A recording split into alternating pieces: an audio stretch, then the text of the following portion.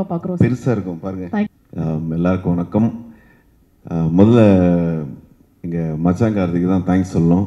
ஒரு படம் இருக்குது, அதை வந்து நீங்கள் பாருங்கன்னா ட்ரைலர் அனுப்புங்க அப்படின்னு. அதெல்லாம் ட்ரைலர்லாம் அனுப்ப முடியாது அப்படின்னு சொல்லிட்டு படம் எடுத்து போட்டு காட்டினார். ஃபஸ்ட்டு ஷாட்டே அவர் யாரோ நம்ம பாலசரவணன் சொன்ன மாதிரி அப்படியே ஷாக்கு, ஏங்க என்னங்க அப்படின்னு திரும்பினேன். நீங்கள் படம் பாருங்கன்னாரு. ஸோ ஒரு ஃபென்டாஸ்டிக் ஃபேமிலி என்டர்டெய்னர். அதுவும் நம்ம ரெட்ரோ கார்த்திக் சுப்ராஜ் சார் பண்ண டெஃபினட்டாக ஒரு ஒரு ஒரு சூப்பர் ஃபிலிமாக தான் இருக்கும். ஸோ அவங்க பேனர்லேருந்து வருதுன்னா அது 14th நீங்கள் பார்த்தா தான் அந்த இது புரியும் உங்களுக்கு, எப்படி சொல்கிறதுன்னு தெரியல. ஸோ தேங்க்யூ அவர் சசி அண்ட் தனமம்மா எல்லாரும் சொன்ன மாதிரி வந்து, அதாவது அவங்கள கடைசி கிளைமேக்ஸில் வந்து பிடிச்சி, எங்கள் அண்ணனே வந்து ஒரு மாதிரி இருப்பான் வெயிட்டாக, அவனே பிடிச்சி இழுக்க முடியாமல் போய் செவுத்துலலாம் இடிச்சுக்கிட்டு என்னடா இவங்க இப்படி நடிக்கிறாங்க பயங்கரமாக அப்படின்ட்டு ரொம்ப நல்லா பண்ணியிருந்தாங்க. And Swaminathan sir thank you. And Gajaraj uncle வந்து இந்த படத்தில் பயங்கரமான ஒரு காமெடி, அவருக்கே தெரியாமல் வந்து ஒரு பயங்கரமாக பண்ணியிருக்காரு. And congratulation uncle, 107th film super. And எங்கள் ஐயோ ரெடின் இந்த முனீஷ்னே எல்லாருக்கும் தேங்க்யூ.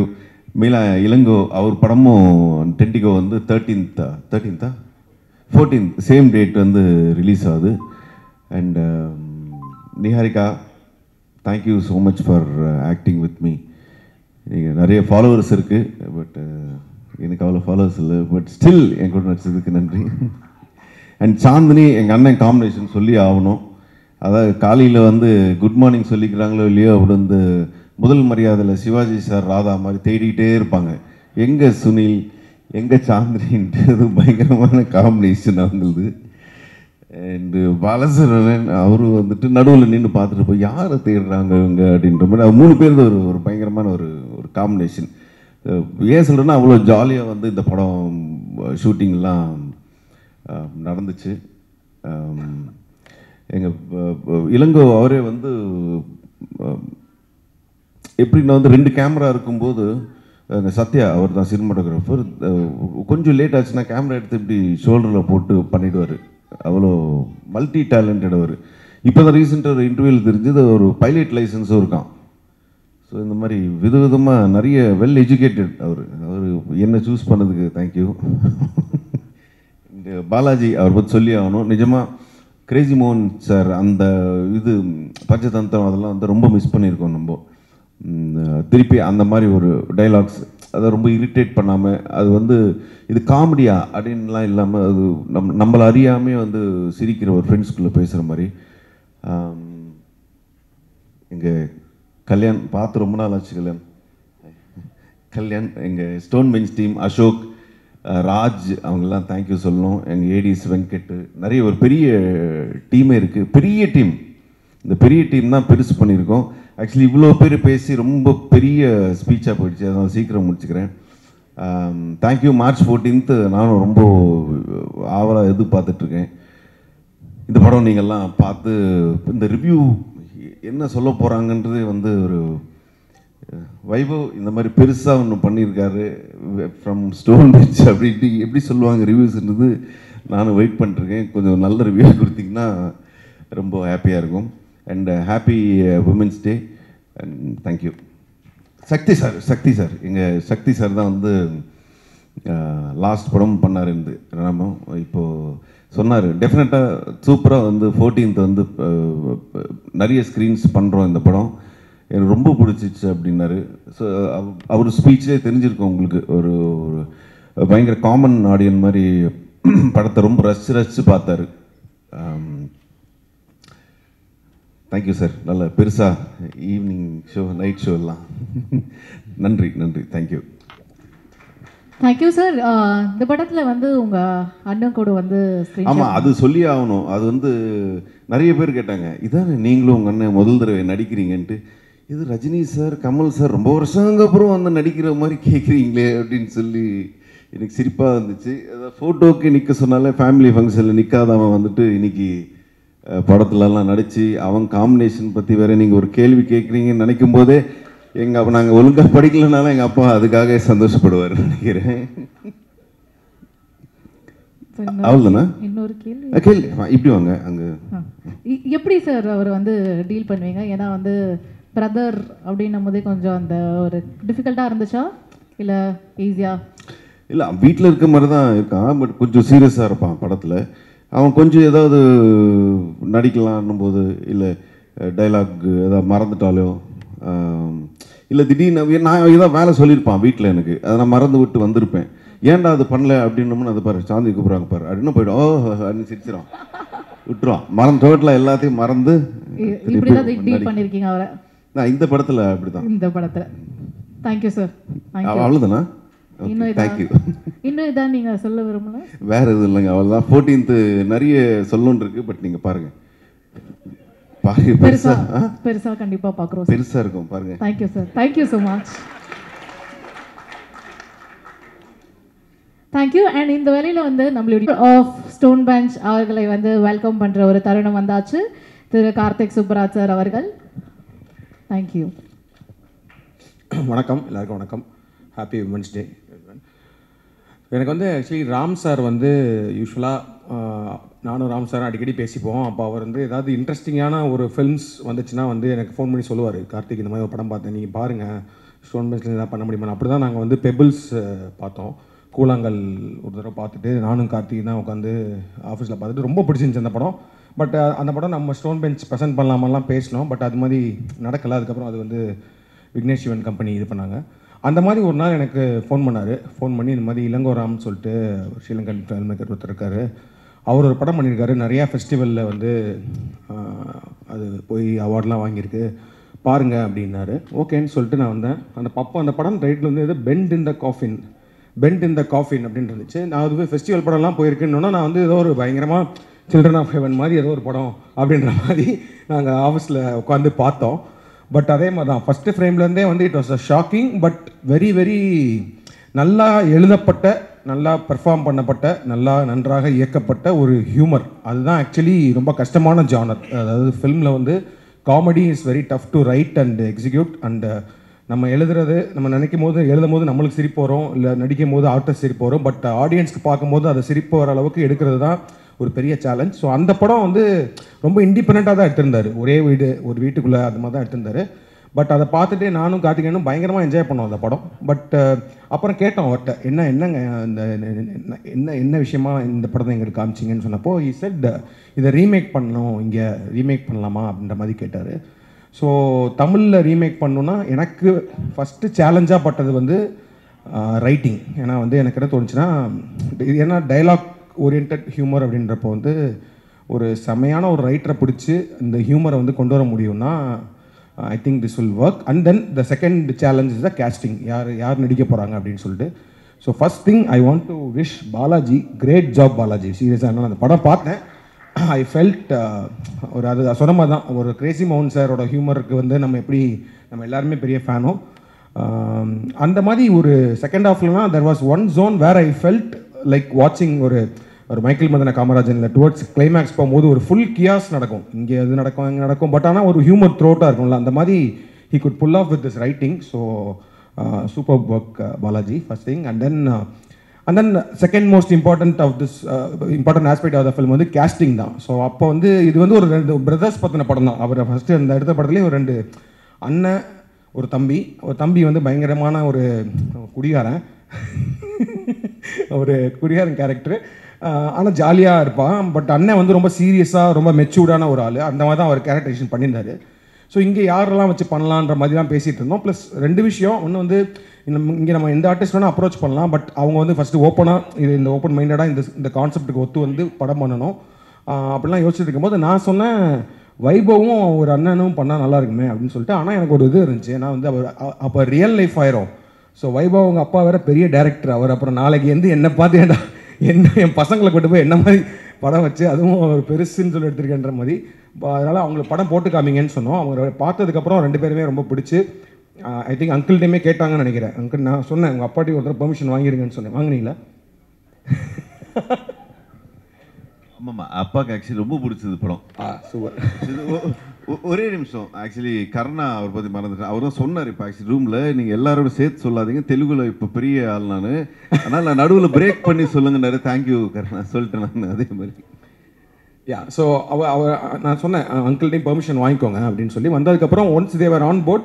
அதுக்கப்புறம் நான் வந்து என்னோட ஃபிலிம் போயிட்டேன், ரெட்ரோ ஸ்கிரிப்டிங் இப்போ ஷூட்டிங் அப்படின்னு போயிட்டேன். ஸோ அப்போ வந்து இவங்க ஷூட்டிங் போனாங்க, அது எல்லாமே தெரியும். ஸோ அப்பப்போ நான் கார்த்திகிட்ட கேட்டுட்டு இருப்பேன் எப்படி வந்துட்டுருக்குன்னு, நல்லா வந்துட்டுருக்குன்ற மாதிரி சொல்லிட்டே இருந்தாங்க. அப்போது ரீசெண்டாக தான் படம் பார்த்தேன். ஐ நோ தட் இந்த கேஸ்டிங்கே ரொம்ப ரொம்ப இன்ட்ரெஸ்டிங்கான கேரக்டர்ஸ் எல்லாருமே நிறைய ஆர்டிஸ்ட்லாம் பண்ணுறாங்கன்னு.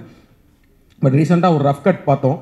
I felt very very happy that we have took this film and produced it in Tamil, and I'm sure because it was matured ஆன ஒரு adult content தான், but still it's a very relatable ஒரு funeral comedy. அந்த மாதிரி நிறைய விஷயங்கள்ல அவங்க சொன்ன மாதிரி 18 வயசுக்கு மேலே இருக்க யாரும் குடும்பத்தோடு சேர்ந்து உட்காந்து பார்க்குற மாதிரி ஒரு படம்.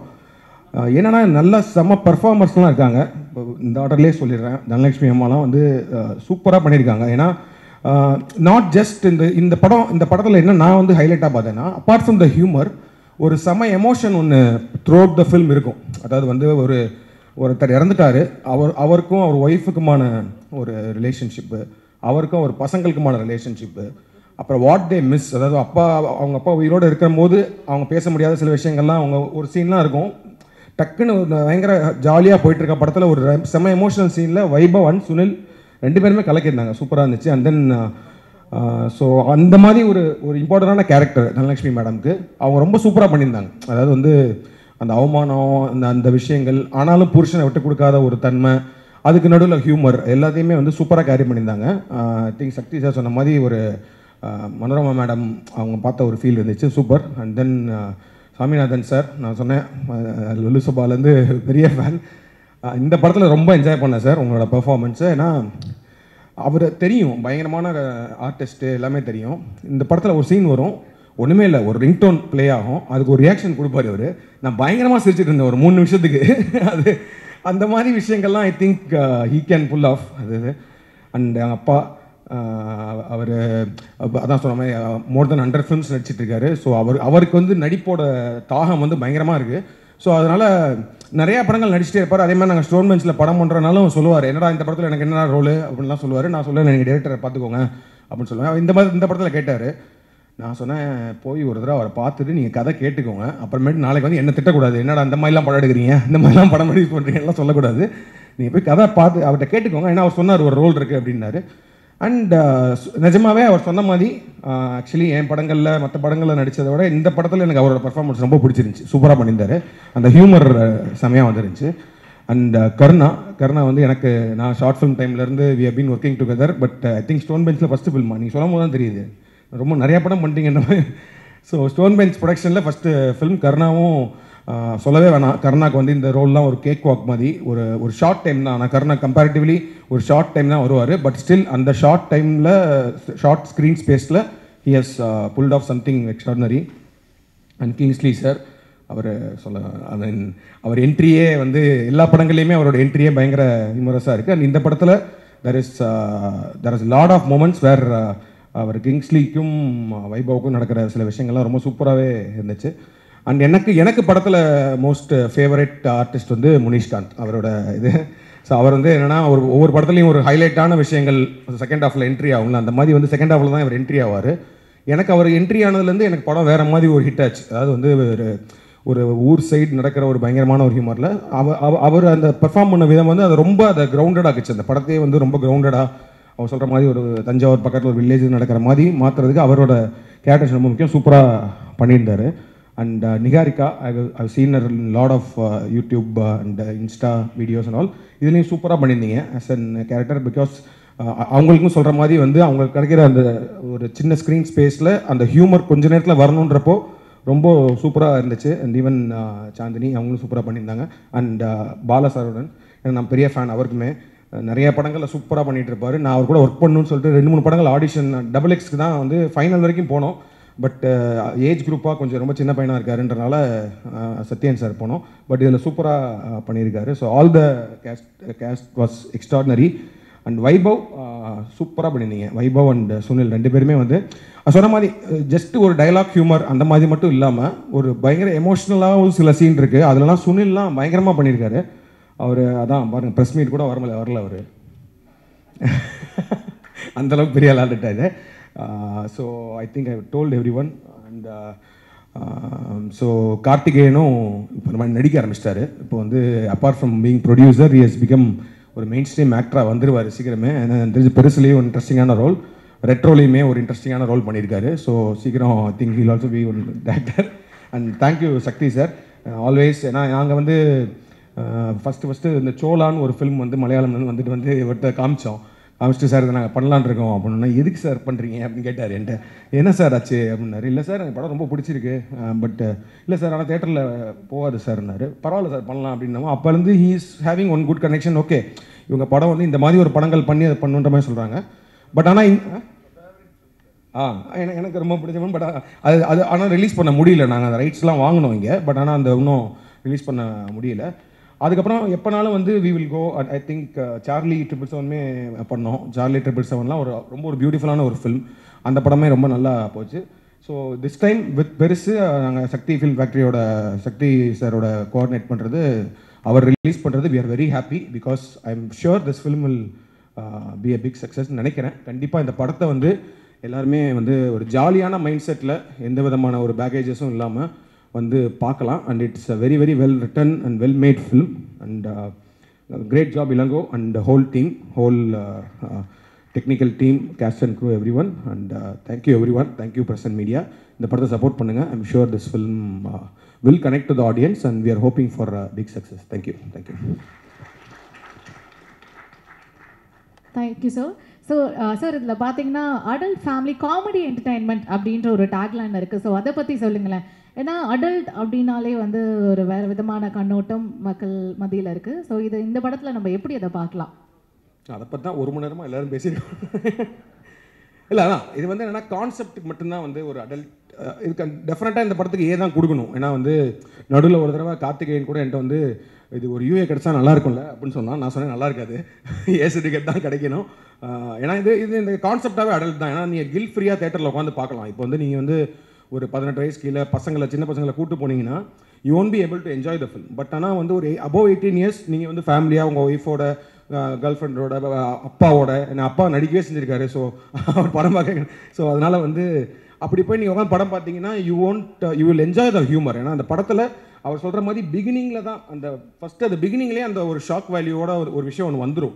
பட் அதுக்கப்புறமேட்டு பார்த்தீங்கன்னா it is like a proper, நான் சொன்ன மாதிரி ஒரு மைக்கேல் மதன காமராஜன் மாதிரி ஒரு what ever classic humour film மாதிரி ஒரு சூப்பராக ட்ரீட் பண்ணி அதை சக்ஸஸ்ஃபுல்லாக பண்ணியிருக்காங்க. ஸோ அதனால் this film is an adult clean family adult என்டர்டெய்னர்னு சொல்லுவோம். எஸ், கண்டிப்பாக வந்து குடும்பத்தோட போய் சிரிக்க வந்து நாங்களாம் ரெடியாக இருக்கலாம். எஸ், குடும்பத்தோட படம் வாட்ச் பண்ணி சிரிக்க நாங்கள் எல்லாரும் ரெடியாக இருக்கோம். ஒரு லாஃப் ரேட்டாக இருக்கும் படம். கண்டிப்பாக சார். தேங்க்யூ. அண்ட் ரெட்ரோ மூவியும் எப்படி போயிட்டுருக்கு சார்? நல்லா போயிட்டு May 1st release and working on the post production. Super sir. வாழ்த்துக்கள், ஒரு பெரிய வாழ்த்துக்கள். நன்றி. தேங்க்யூ.